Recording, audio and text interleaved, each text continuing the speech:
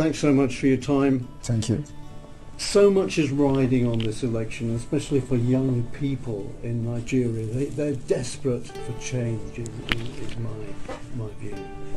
Why are you so determined to undermine democracy? I think undermining democracy is not the right word. Rather, promoting democracy. You give the people a choice. And the choice of the Biafra people is a referendum. It is also a democratic process. So that is not undermining a democracy. More accepted democratic process is when you give the people choice to decide their fate. But they have a choice. This is an election which will be following democratic laws. In Nigeria, Biafra people do not have a choice. And that is a historical problem created by the Britain. So everybody, as you have been a journalist with your experience and the history of Nigeria, you agree with me that Nigeria is a mistake because of the tribal and dangerous diversity in Nigeria, which is also a destructive diversity. So when you give the people the choice to choose how they want to live, that is a true democracy. A democracy is not when you bring in the military and invade communities, burn the communities because people are protesting. You kill them. Is that democracy?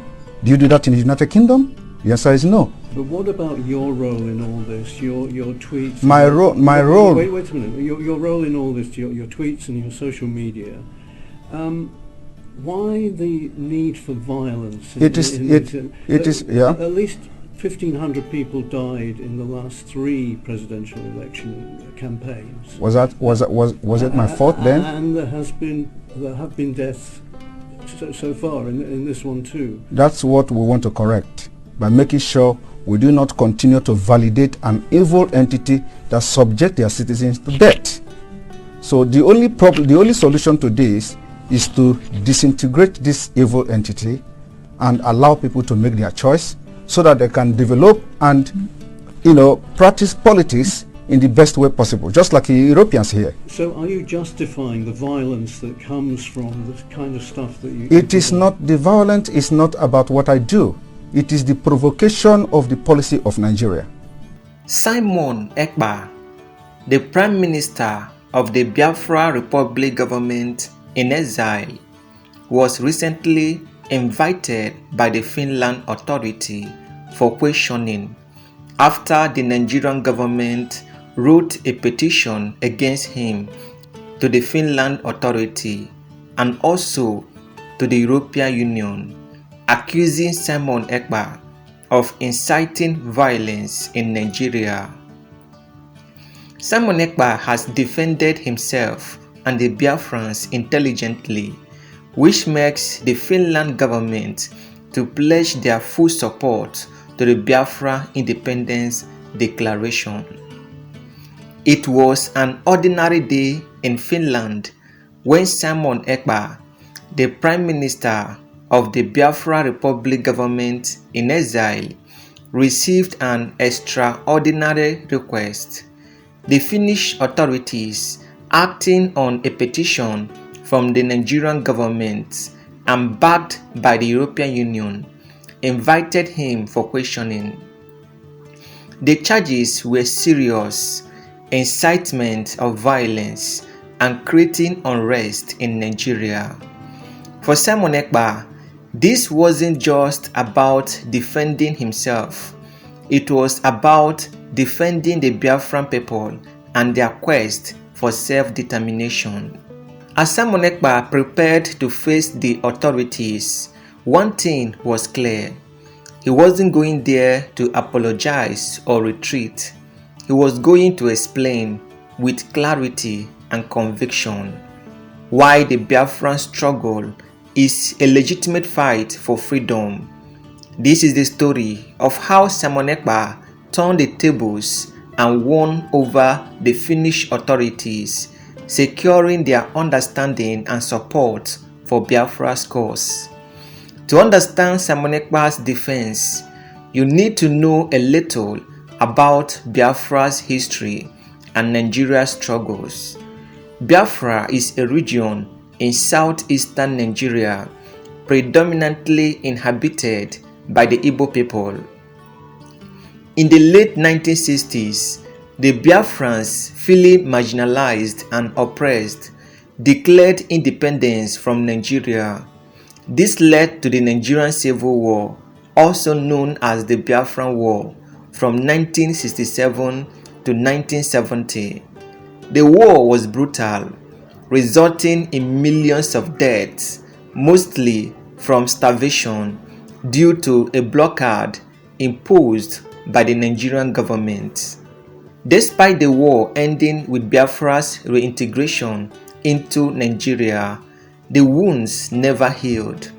Many Biafrans still feel like second-class citizens in their own country, citing economic neglect, political exclusion, and targeted violence.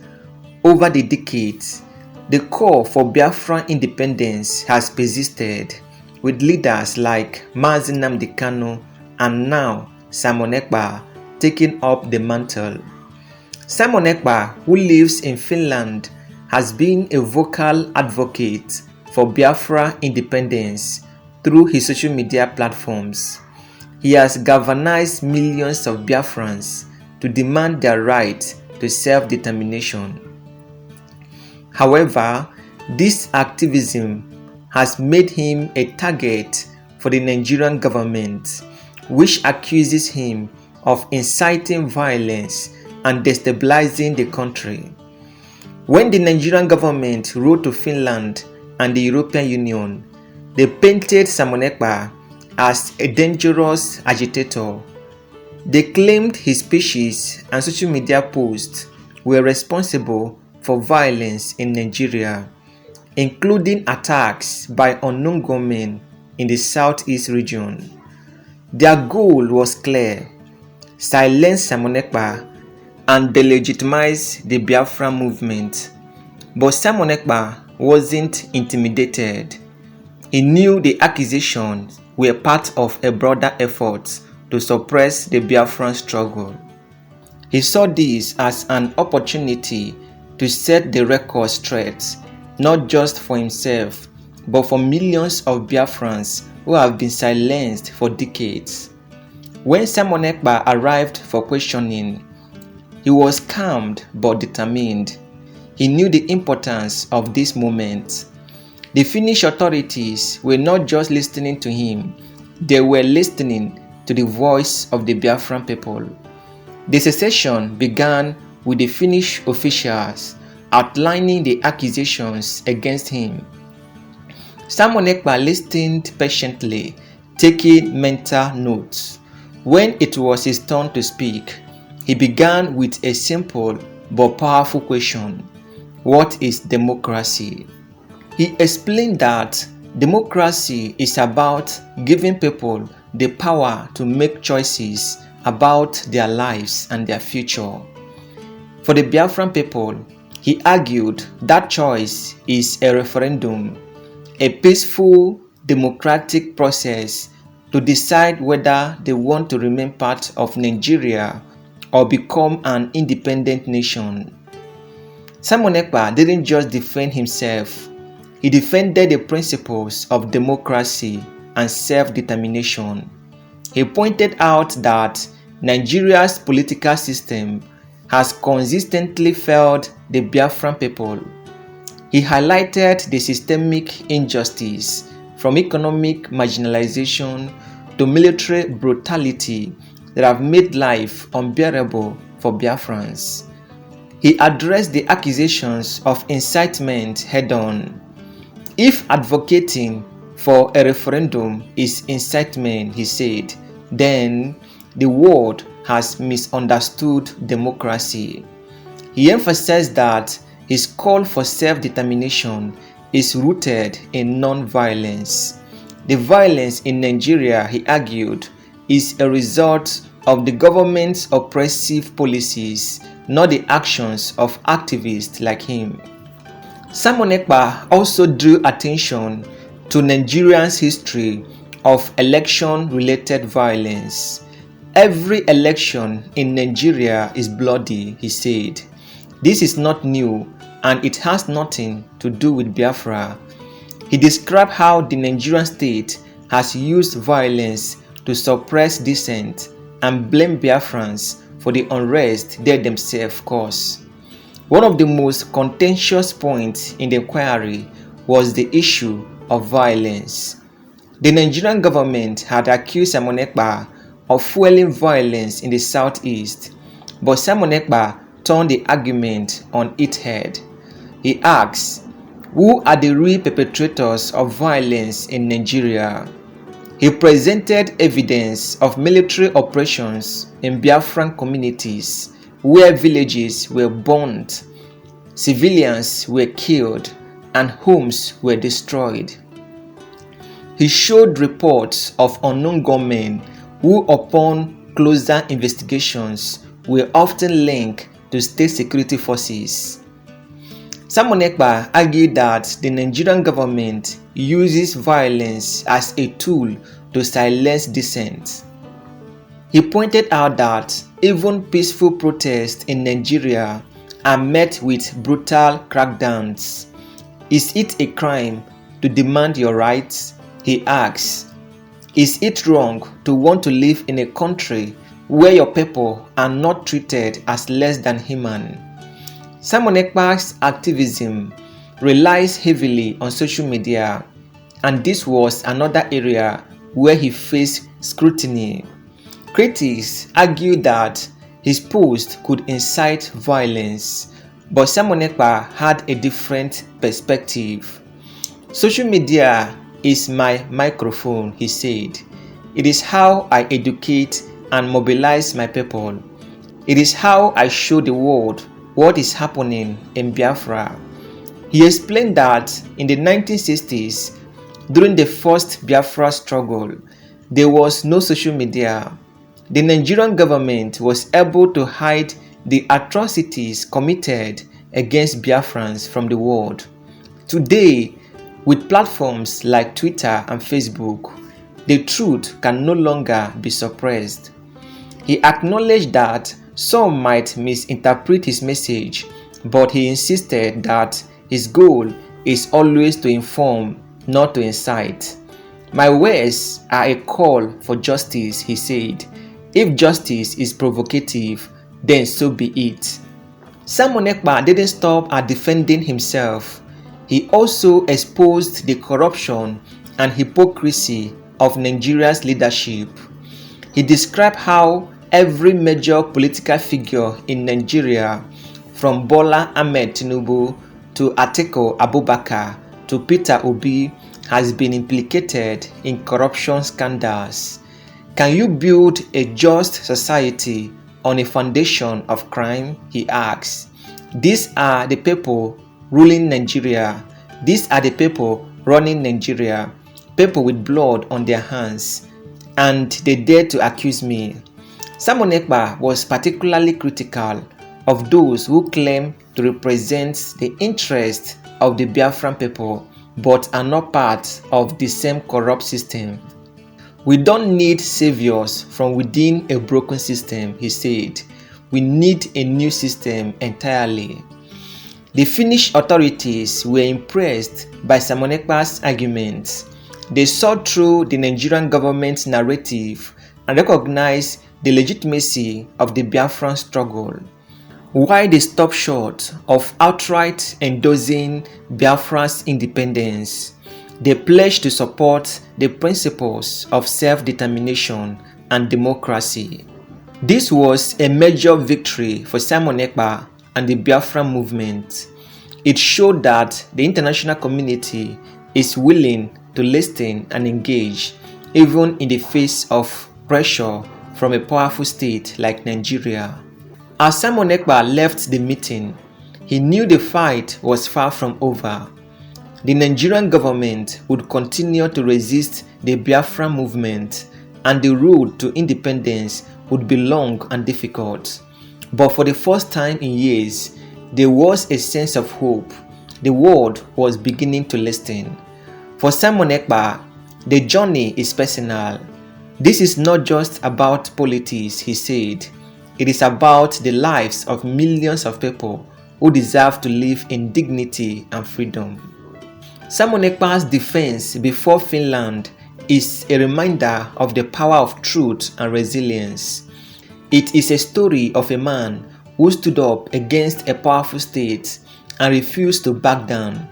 But more importantly, it is a story of a people who have been denied their rights for too long and are finally finding their voice.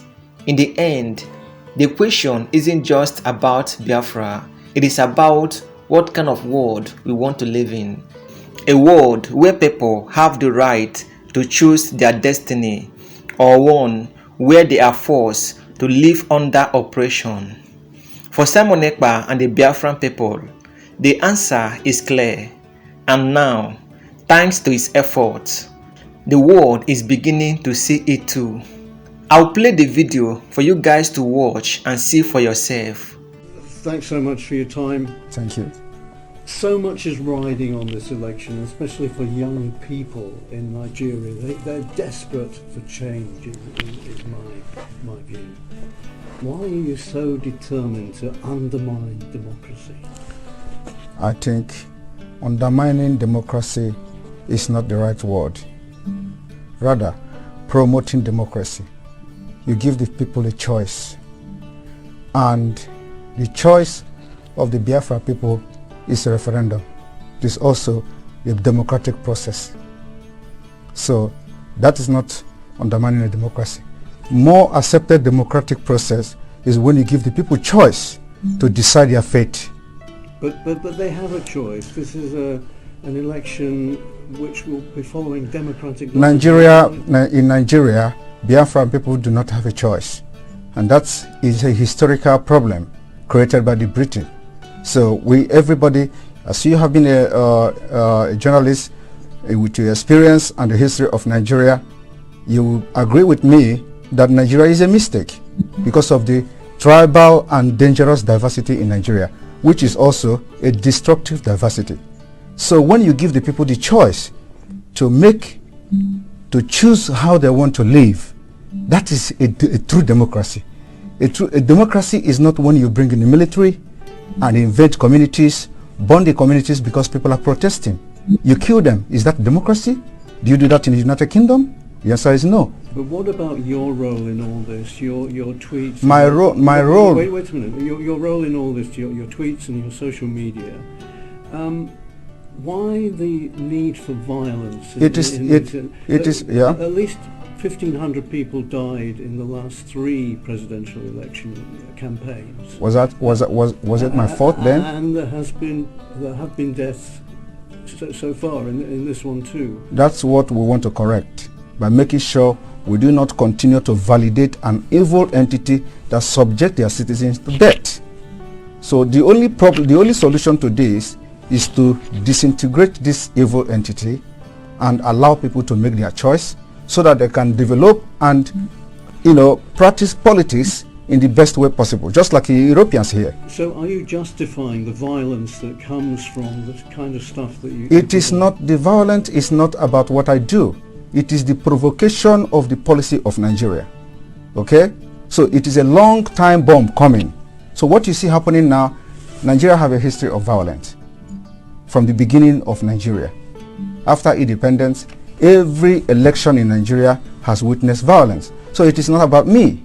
I am here as a good guy to put an end, to have a lasting solution to the violence that have caused the life of thousands of Nigerians. But do you not accept that some of the things that you say has engendered this kind of... From your own perspective, you can translate it and interpret it however you want. But from my own perspective, I think I am the good guy, trying to teach the people that they have a right. So there's no blood on your hands? There is no blood on my hand. There are more blood on those supporting the election, supporting this particular coming election. They have more blood in their hand. In Imo State, you have a governor that have invaded his own state, killed people, and why are you people not talking about that? Those are the people that have blood in their hand. All the people that have been elected in Nigeria since 1960, all have had bloods in their hand, and nobody is asking the question. I am just the good guy who say enough is enough. Somebody have to say something, and somebody have to do something, and we're doing it. But couldn't you make more progress if you were in the tent, as it were, not rather than out of the tent? You can't. In another country. Sorry. You're in Finland. Yes. So wouldn't it be better if you went back home and did the political thing there? You should know. You see, I learn from what happened to others. I don't want to put my life in danger, because the country, as far as I'm concerned, does not exist. Any country that does not respect the rule of law does not exist. You're scared you might be killed? Not everybody. You know that. You can say that as well. Yes. There's a bounty on because your head because there, yes, there's a bounty on my head, because Nigeria, because of the Islamic agenda in Nigeria. Whoever that rises up to say something that will, make the life of the people to be better, they want to kill the person. They assassinate people every day. And today you see that there is a video that has been released by a man called Ikenga Imo, when an assassin invaded his house and they wanted to kill him. They are police officers, but if there is no CCTV, they will say unknown gunmen. These are the people that are causing all this crisis in Biafra land. But without that video, everybody has concluded that they are unknown gunmen. Today we have known them. What are the government doing about it? What are the international community doing about it?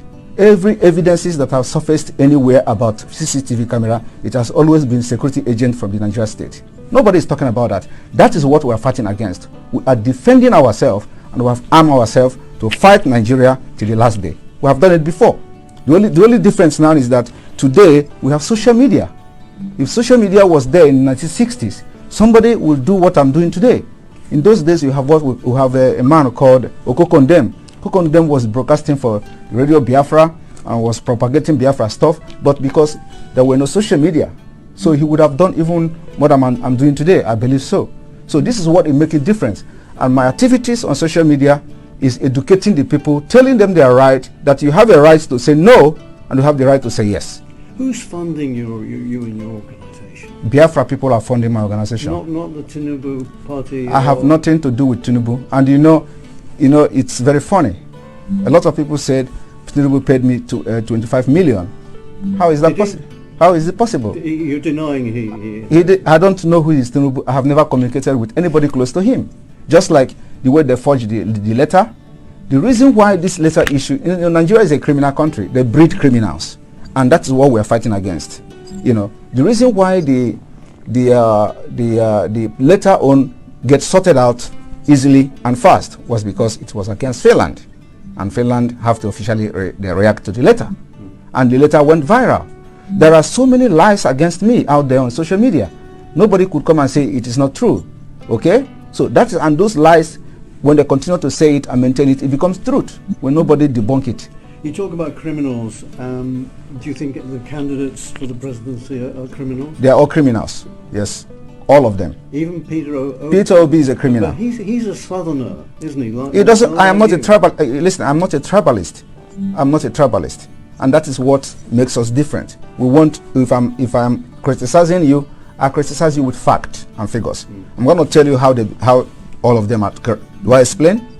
One, starting from Atiku. Atiku was indicted in the United States for money laundering. He's a criminal. How do you think if Nigeria is a United States, Atiku will come back and start contesting with the criminal record he has had for money laundering? Tinubu was indicted in the United States for drug pushing. The records are there, so it's criminal. Nigeria is being ruled by criminals, and they breed criminals. Peter Obi his name was in Pandora. He didn't deny it. It's also the part of money laundering, international money laundering crime. He has $15 million in offshore accounts. But surely Obi, being a southerner, is on the side of your people. That is the problem. Why must you have somebody that have to be in the side of my people? That is the dangerous diversity that have brought us this far, because it will never work. Everything about Nigeria is what favors my people. We want a Biafra where everything favors everybody. But when you have Nigeria, it is either Fulani. Now we don't even have Hausa anymore, because Fulani have overshadowed them.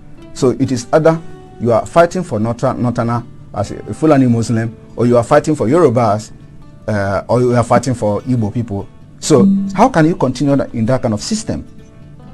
This is why we must, make sure that we don't validate Nigeria again. Right. What's your relationship with Mr. Kanu at the moment? Kanu is the leader of indigenous people of Biafra, and I regard him as my leader. Do you talk? Do you have contact with him? Well, we communicate somehow, but that's a confidential issue. Because you see, he's disavowed violence. He thinks he's made statements to say that everybody condemn violence. I condemn violence. Okay. I have always condemned violence. On social media, maybe you don't follow that.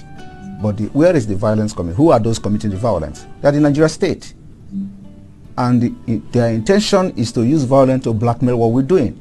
And of course, you do not expect people who are Nigerians who are angry, who have lost hope, and the next thing you see from them is when you are hopeless, you become violent. So what is happening now is not caused by anybody, it is caused by the system itself.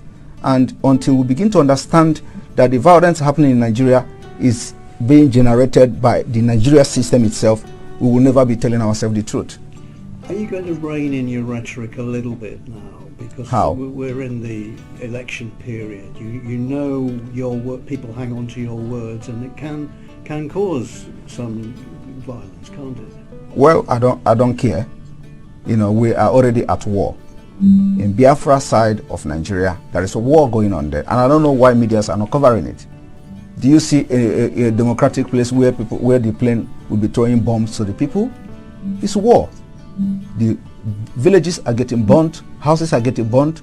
Even in Ukraine, where you're going to now, the number of people dying in Biafra land outnumber the people dying in Ukraine. So how do you balance that? And who are doing this? The Nigeria themselves, the Nigeria state. When the military comes to the village, instead of protecting the people, they get angry because they obey our orders, and then they start burning the villages. So we don't want to continue like that. We want to have, the only solution to this is the disintegration of Nigeria. And if Nigeria do not disintegrate now, the disintegration later on will be very, very, very chaotic. It will be very hard before international community, if they continue to let us manage this and force people into election in Biafra land, when this time bomb is going to explode, it will affect everyone. One last question. Yeah. Who's going to win the election? Election is not happening in Biafra land. Because you don't want people to vote? Not me. Biafra have decided. I am telling you the fact. There is nothing that will make Biafran's people to go out and vote. This is a life and death matter.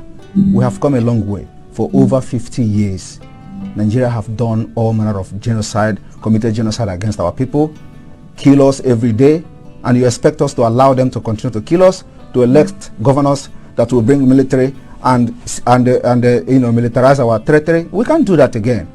That's 11 million votes, isn't it? Nobody will vote in Biafra land. I am telling you the fact.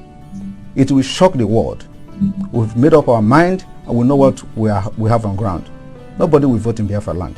Even if that undermines the rest of the... It is not undermining. No.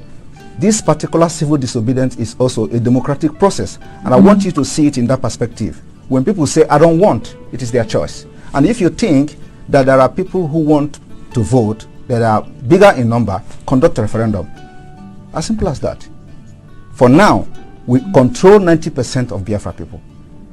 90%. Thank you.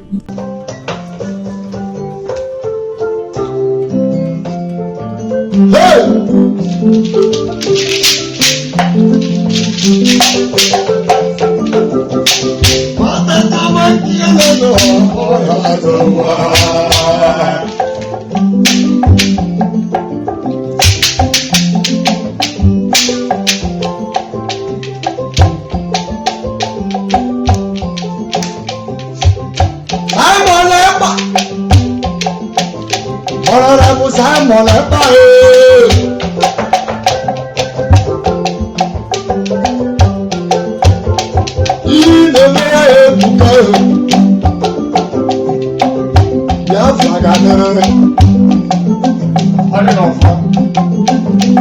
Biafra Biafra ga-adịkwa.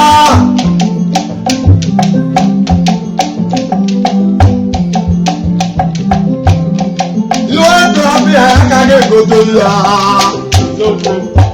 Asị m ya Biafra ga-adị o.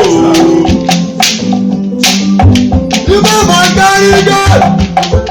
Onye Biafra na ha na-ekwe ọfụma. Ụmụ Biafra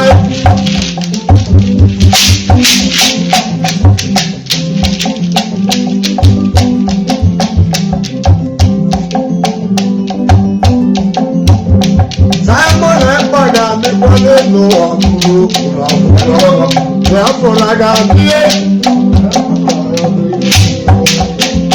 Onye Biafra na-adịkwa ọfụma.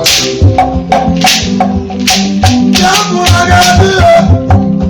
Ụmụ Biafra sị na ha na-eme ọfụma. Anyị ga-adị echi. Maka n'echi na-agwa bụ tata.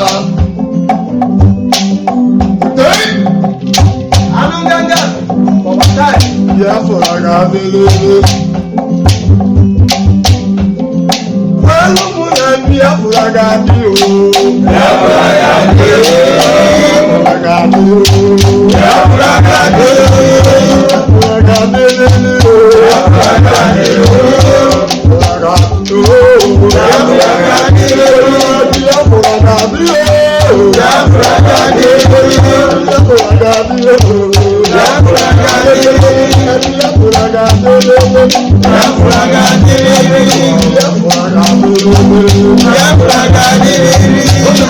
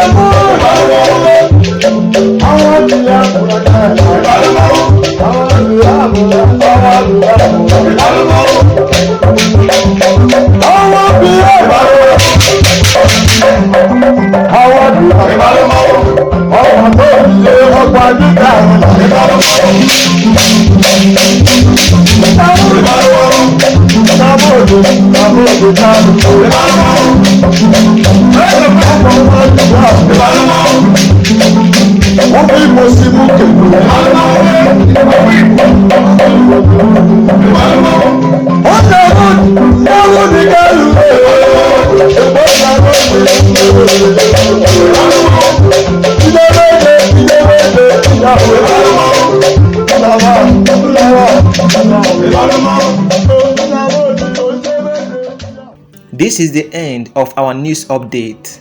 Please click the icon on the top right corner of your screen to watch my next video. You will enjoy it. I will see you again in my next update. Enjoy the rest of your day. Goodbye for now.